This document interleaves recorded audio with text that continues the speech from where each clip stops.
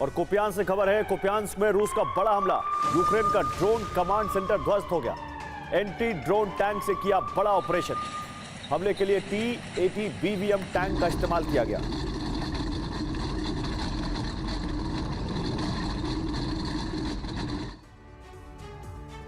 तो सर्दियों में यूक्रेन को तबाह करने के लिए रूस ने नया प्लान बनाया है, लेकिन रूस ब्लूप्रिंट पर काम करे इससे पहले यूक्रेन ने पलटवार आरंभ कर दिया है। नेटो इसमें यूक्रेन की सहायता कर रहा है। पहले हथियार भेजे, अब कमांड सेंटर बनाकर युद्ध को ऑपरेट किया जा रहा है। नेटो से मिले इंटेलिजेंस इनपुट की वजह से यूक्रेन सटीक हमले कर पा रहा है। खासतौर से एनर्जी सेक्टर को बड़ा नुकसान पहुंचाया।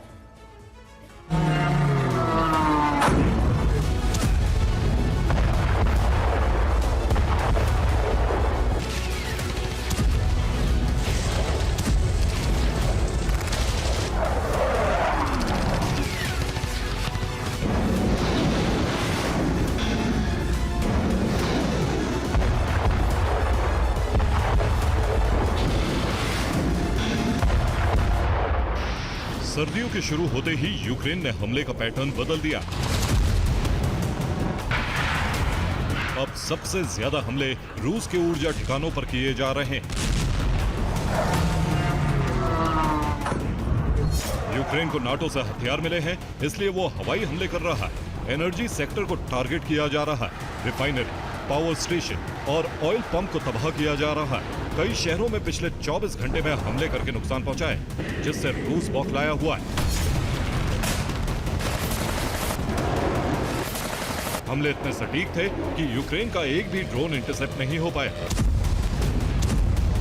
सभी ने अपने टारगेट हिट किए।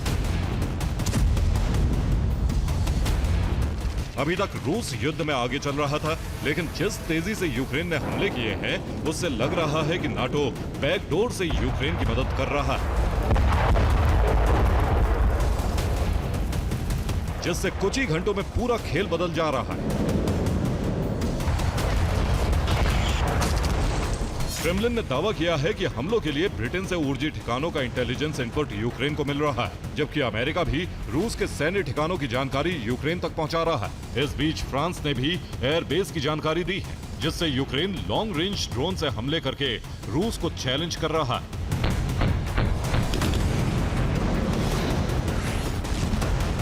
नाटो की मदद से यूक्रेन एक बार फिर से युद्ध में लौट आया।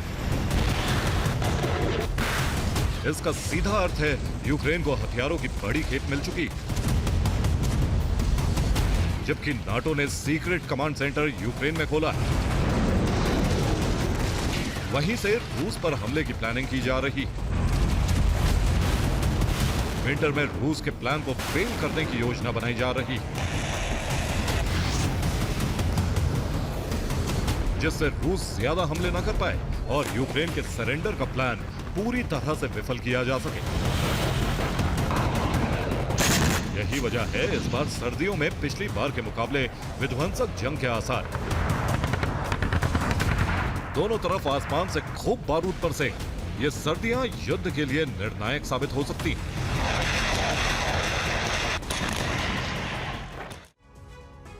और पिछले 24 घंटे में यूक्रेन ने रूस में भारी तबाही मचाई है। यूक्रेन ने हमलों के मिसाइल और ड्रोन का इस्तेमाल किया हमलों के लिए। क्रेमलिन दावा कर रहा है कि यूक्रेन ने F-16 से भी बमबारी की है।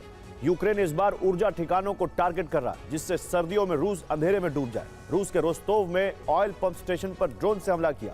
इसके अलावा कुर्स्क की गैस रिफाइनरी पर भी बॉम्ब बरसाए गए। इस दौरान साइबेरिया के येबर्ग से आने वाली गैस पाइपलाइन पर हमला किया, जिससे उससे जुड़ने वाले पंप स्टेशन और रिफाइनरी तक आग फैल गई। इसी तरह के हमले बेलगोरोद में हुआ, जहां इन्फेंट्री ऑयल टैंकर को तबाह कर दिया, जबकि ओरूग और ब्रियांस्क में पावर स्टेशन को भी बड़ा नुकसान पहुंचाया।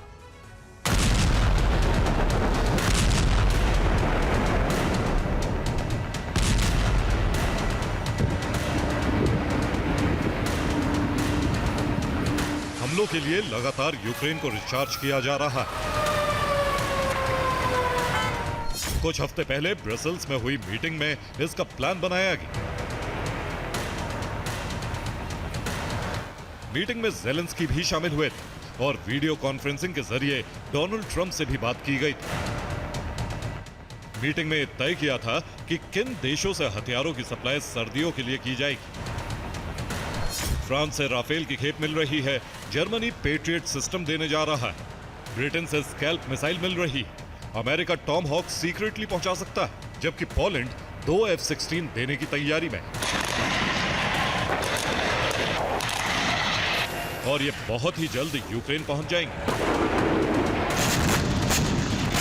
क्योंकि कुछ दिनों में भारी बर्फबारी शुरू हो सकती है। इसलिए ब्लूप्रिंट इसी हिसाब से बनाया गया है कि अगले 2 से 3 महीने के लिए हथियारों की भारी खेप पहुंचाई जा सके।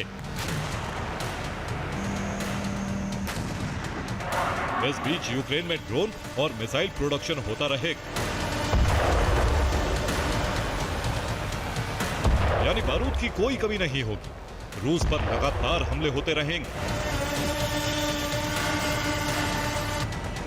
इससे बौखलाकर क्रेमलिन उन तमाम रूट को ध्वस्त करने जा रहा है जहां से हथियार यूक्रेन पहुंच सकते हैं।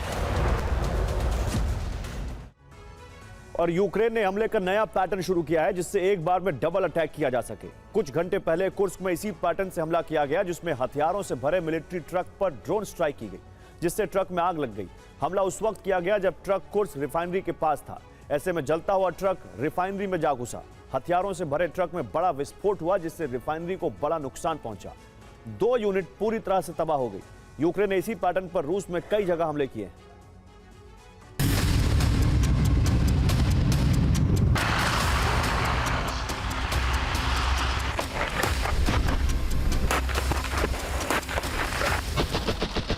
जमीनी जंग करीब करीब रुक गई, हालांकि कुछ इलाकों में सैनिक आगे बढ़ रहे हैं।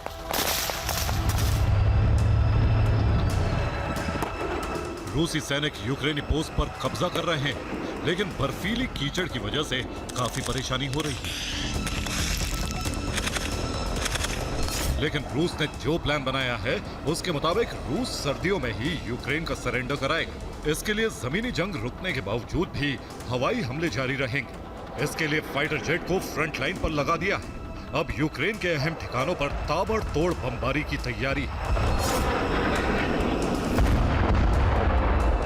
नाटो को इसका अंदाजा है कि रूस सर्दियों में यूक्रेन में भारी तबाही मचाने वाला है,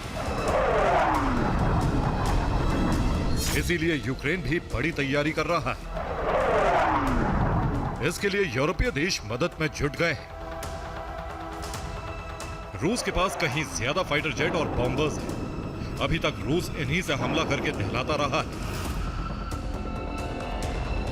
लेकिन यूरोप की कोशिश है कि किसी भी तरह से रूस को यूक्रेन में उलझा कर रखा जाए।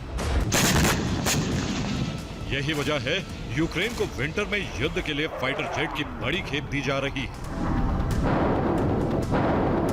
स्वीडन ग्रिपेन देने जा रहा है, फ्रांस राफेल देने जा रहा है, ब्रिटेन यूरो फाइटर पहुंचा रहा है, पोलैंड F-16 भेज रहा है।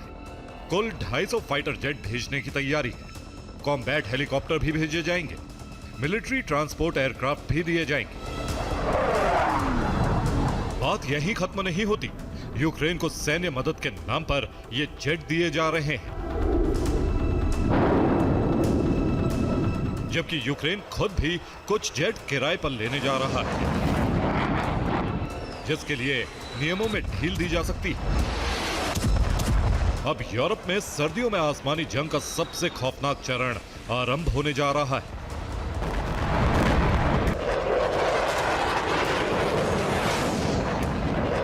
जिसमें ड्रोन और मिसाइल से भी हमले किए जाएंगे,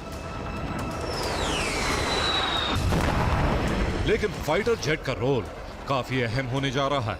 ब्यूरो रिपोर्ट, TV9 भारतवर्ष।